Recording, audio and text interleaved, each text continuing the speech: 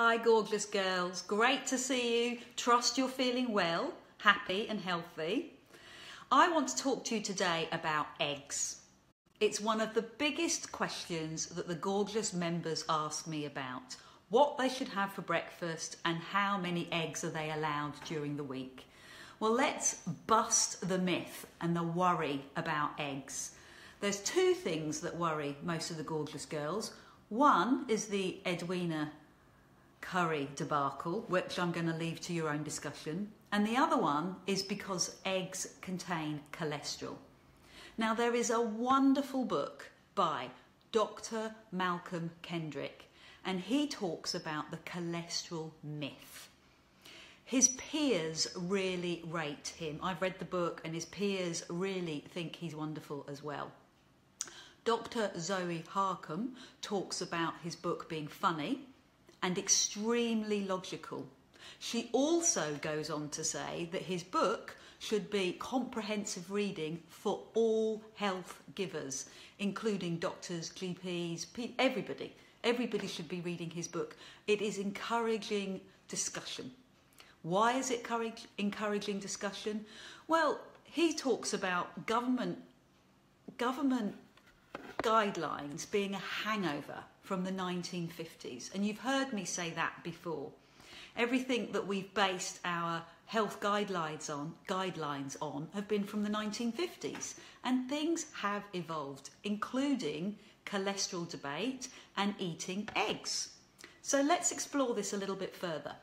We'll apply common sense. Our ancestors ate meat, they ate a lot of fatty meat, and as a species we would have died out millennia ago if we hadn't have been following our natural instincts. It just doesn't make common sense to say that cholesterol is a problem.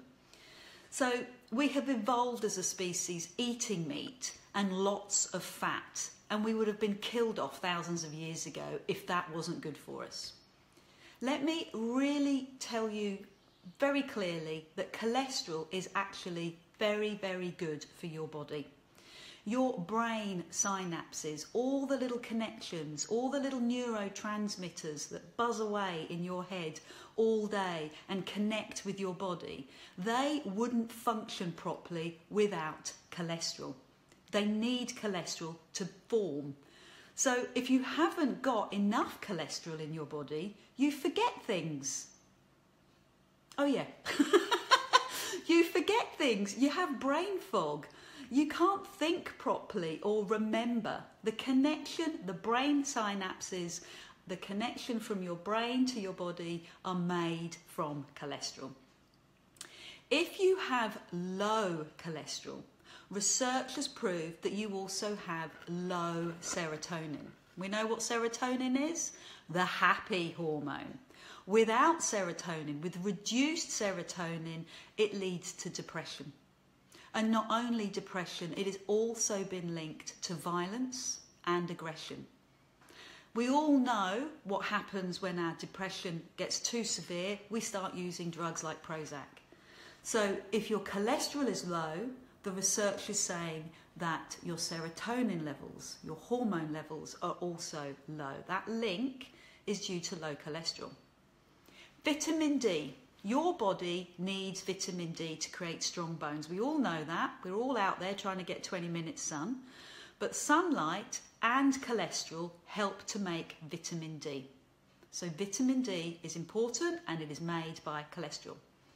Your cell membranes, the actual cells in your body, they're synthesized, they're created with cholesterol. The little cells are plumped up using cholesterol. If they hadn't got cholesterol, they would just shrivel up. They just wouldn't form.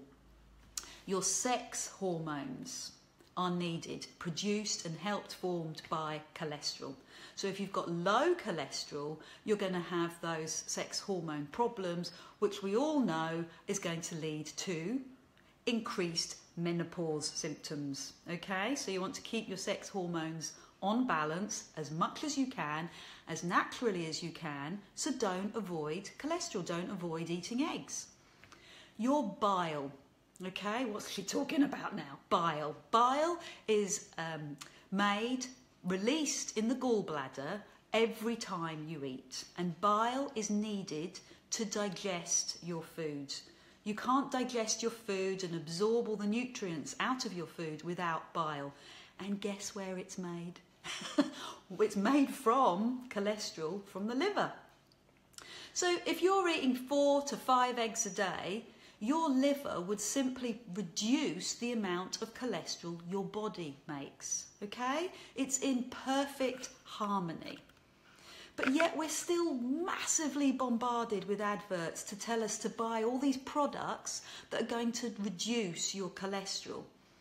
But the thing is with these products is they're then processed, they're highly manufactured. For example, just a couple of those margarines, okay, the product themselves, say olive oil.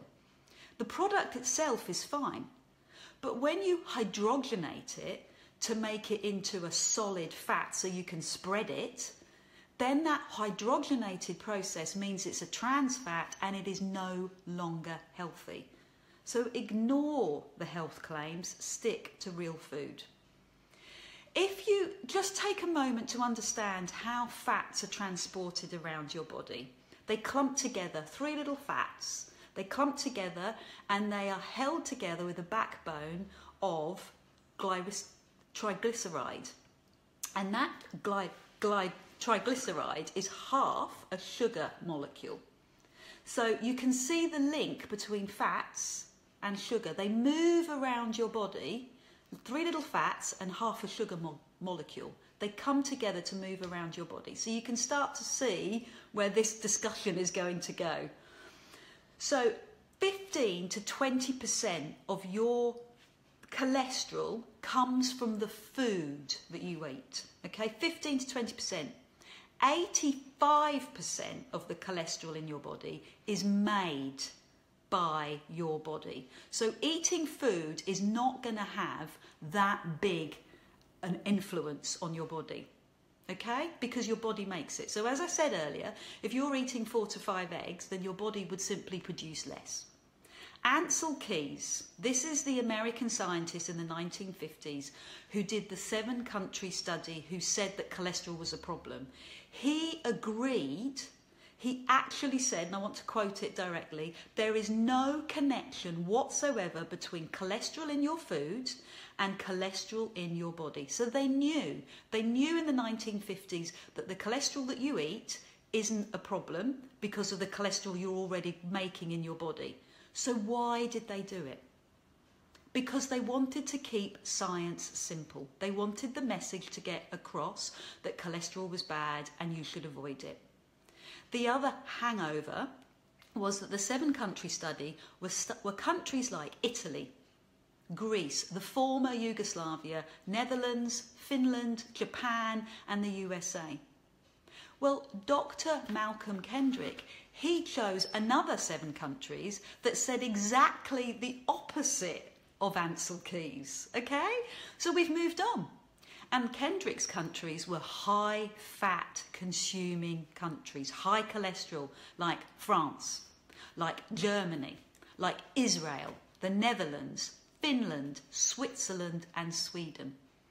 So there's things in science that are called paradox, like the French paradox. So the paradox, the query, the concern, the question mark to the cholesterol debate is that the French eat huge amounts of saturated fat and yet the lowest heart disease. The Swiss paradox, they have the 2nd highest saturated fat and the 2nd lowest heart rate. So how do you explain that? Oh, I know. It's because the French eat garlic.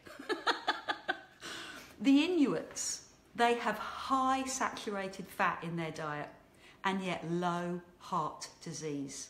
In the 1970s, there was a big research by George Mann, and he was looking at the Maasai tribe, and he noticed that their fat content in their diet was high and yet their heart disease was low. Women have more cholesterol naturally. We've got more fat around our body, so we have higher cholesterol, and yet we are not the target group for heart disease. Men are.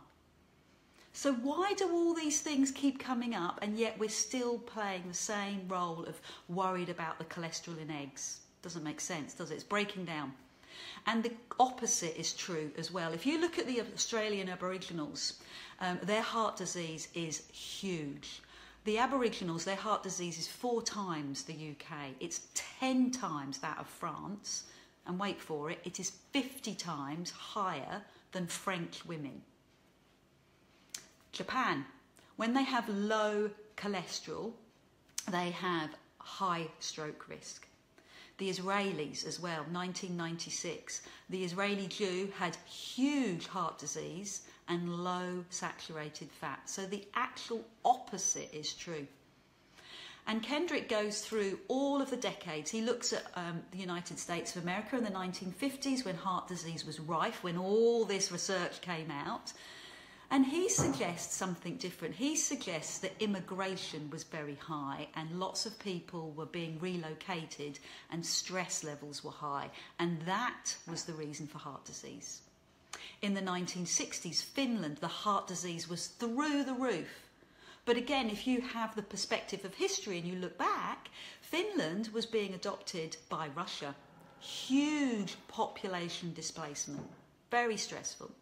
1970s Scotland, heart disease, massive problem. The Gorbals, inner Glasgow was being ripped apart and everybody was being spread out all the way through Glasgow and Scotland, the outlying areas, and lots of population displacement, stress. 1980s Poland, communism, the fall of communism, 1990s Eastern Europe, all these heart disease problems have also been associated with huge amounts of population displacement, i.e. stress. The same thing now for the Aboriginals in this time. So, Dr. Kendrick discusses stress as the issue for heart disease. Rosengreen, the professor of cardiology in Sweden University, says that persistent, severe stress means that you are 2.5 times more likely to suffer from heart disease. So it's stress you need to worry about, not eggs. Another theory is from Jeremy Burke, and he discusses, Burke, he discusses the backbone of the triglycerides. He talks about, the little carrier, the 3 fats, and the sugar, the half the sugar molecule. He says that the sugar molecule is causing the inflammation, is causing the damage to the cells, to the arteries. So there's 2 discussions there. One is sugar, one is stress. It could be a bit of both, but it's not cholesterol. Things are moving on. I would love to know your thoughts. Are you nervous about eating eggs, or do you feel more confident? You don't have to believe me. It's fine. I understand. But do your own research, be open-minded, and start thinking slightly differently. Things are changing. If you do want to talk to me, you are very welcome to apply for a health discovery session. Let's figure out what your health blocks are and what we can do together to change them. Take care. Eat some eggs.